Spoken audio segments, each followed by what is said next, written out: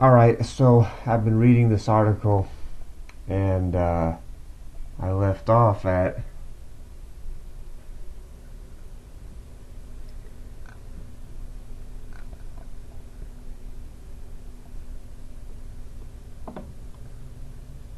what I can tell you is that everybody was really supportive when I had to do all of this techno babble during my first week. I came onto the show late, I didn't know anybody, and I just came in and started working. The techno babble really threw me, and they were all very supportive of me, which helped me get through it.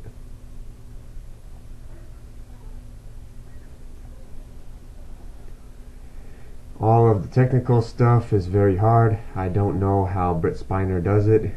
He has whole monologues of that. Just saying the words is difficult, period. Then trying to put it into phrases, wow.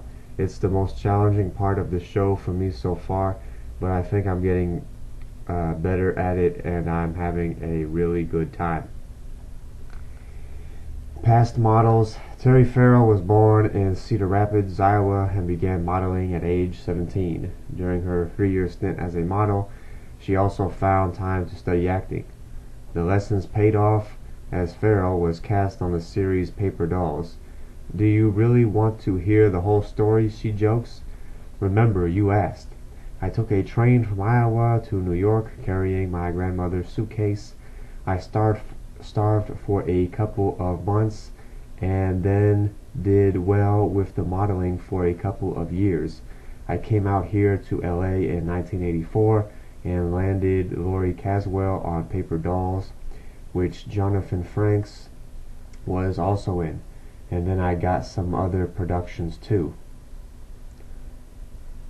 I was in the Rodney Dangerfield film Back to School in Beverly Hills, Madam, with Faye Dunaway. I also did Deliberate Stranger with Mark Harmon and an episode of the new Twilight Zone. That was fun. I played a mannequin that's released for a month in the real world on After Hours, a remake of the classic Anna Francis segment.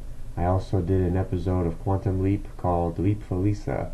I played a nurse who was the love of Dean Stockwell's life while he was in the Navy.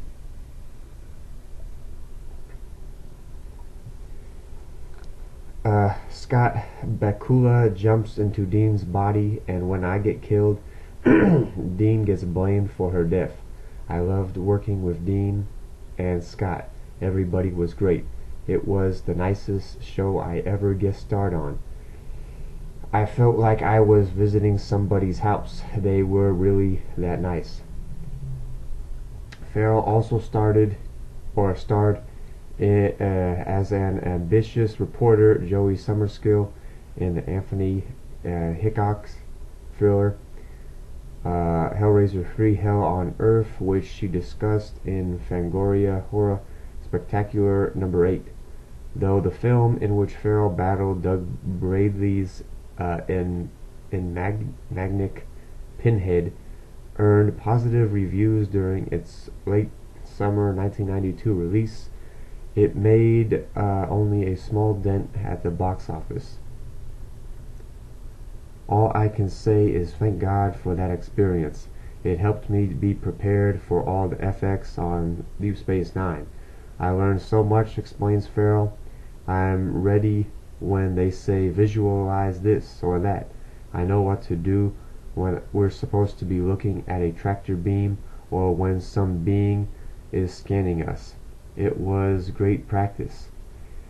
As a film, I'm happy with Hellraiser 3. When I saw it, I was with a bunch of friends, everybody who worked on it in North Carolina, who could be in LA for the premiere was there too. They had been through the rain, the cold, the explosions, the long night shoots, and it was worth it. The film was actually funnier than I thought it would be. I loved Doug Bradley. Doug was really good as Pinhead.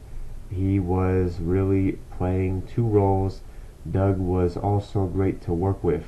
Always professional, a very nice and funny man.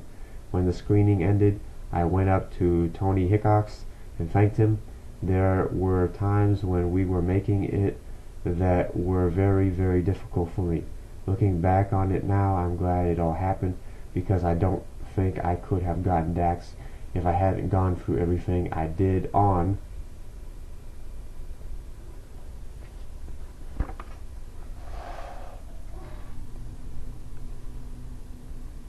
Hellraiser. Everybody's asking me if I would do it again, if they plan another sequel. Let them send me the script, I would read it.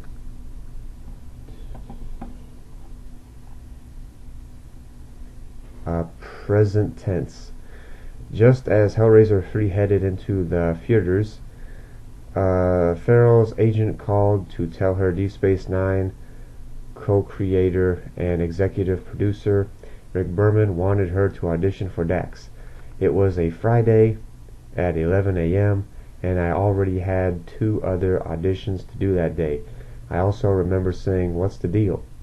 They've been casting that for months."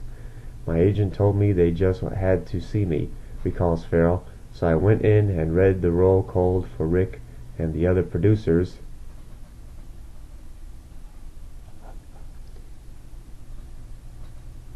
Berman asked Farrell to read a second scene, but she was due at another audition at Universal Studios in a half hour. Berman suggested she go and come back, but his co-executive producer Michael Piller expressed concern about time running short. Finally, Farrell hastily raced clear across town twice from Paramount to Universal and back to perform yet another scene cold. David Carson, who directed our pilot, talked to me for about 20 minutes about the character and how I was an old man, and all I thought was, "Oh man, I'm an old man. I'm reading this cold and it's Star Trek. I'm thinking, shit, I don't know how to approach this. I just did it," Farrell says. That was on a Friday night. They negotiated contracts on Saturday and Sunday, and I tested again on Monday. They still didn't know for sure. They were going to test some more women and then bring me back again.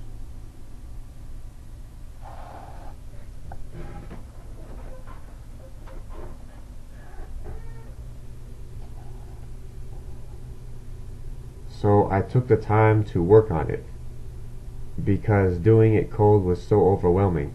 I got to test for the second time 8 days later, and because I had so much time to practice, I think I was much better than I was the first time.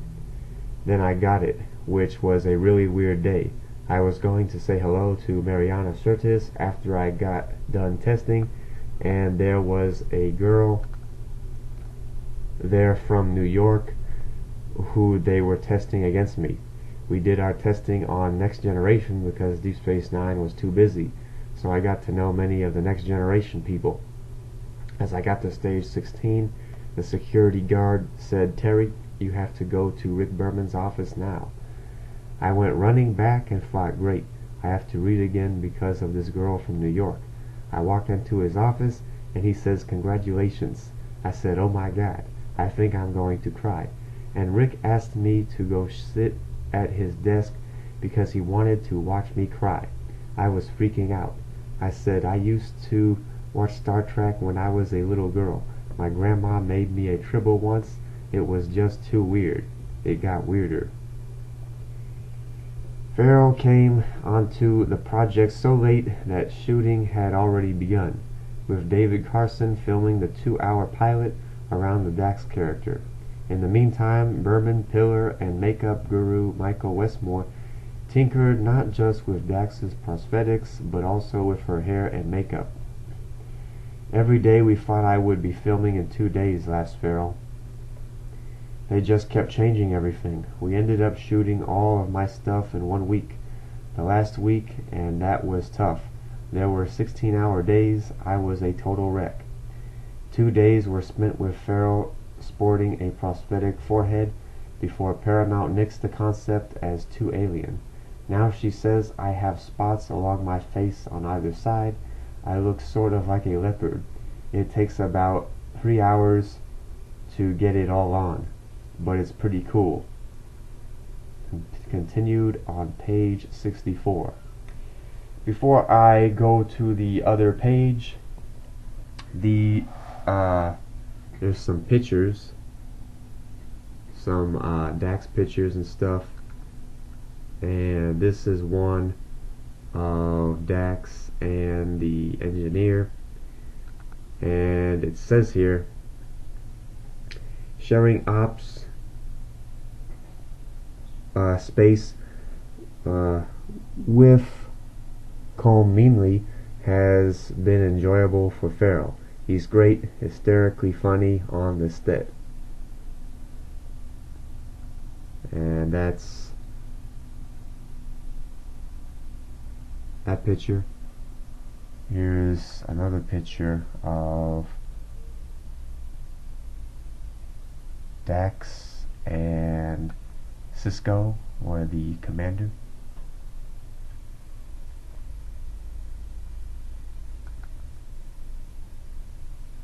Somewhere on the space station. It says here,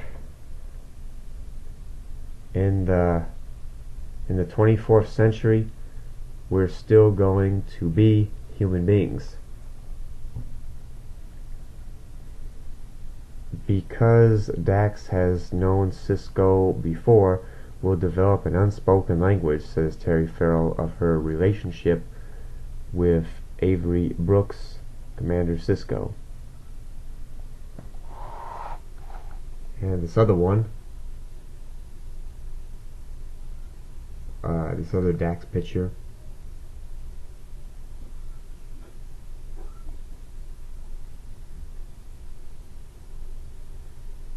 is this going to focus?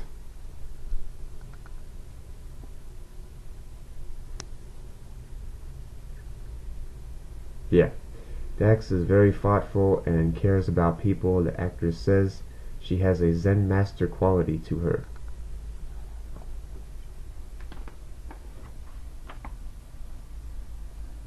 And then the article continues on this other page.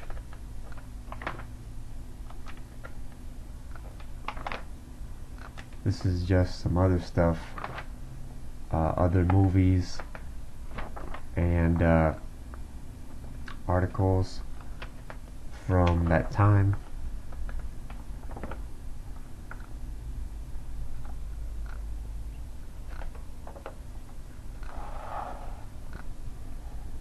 Let's see.